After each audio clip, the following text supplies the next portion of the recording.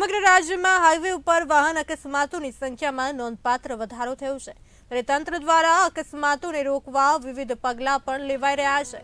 તંત્રની કાર્યવાહી બાદ પણ ધોળકા તાલુકાના વટામણ ચોકડી પર ગંભીર દ્રશ્યો નજરે પડ્યા।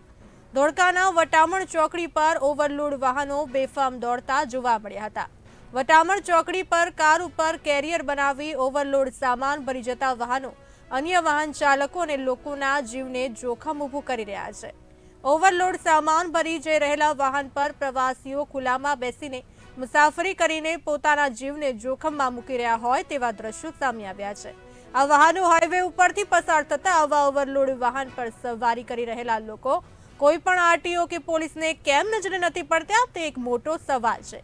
ત્યારે આરટીઓ કે પોલીસ દ્વારા આવા વાહનો સામે કેમ કાર્યવાહી નથી કરવામાં આવી રહી કે તંત્ર કોઈ મોટી દુર્ઘટનાની રાહ જોઈને બેસી રહ્યું છે? ક્યારે તંત્ર લોકોના જીવને જોખમ સમાન આવા વાહનો સામે યોગ્ય કાર્યવાહી કરશે? આવા પ્રશ્નો ઉઠી રહ્યા છે હાલ તો।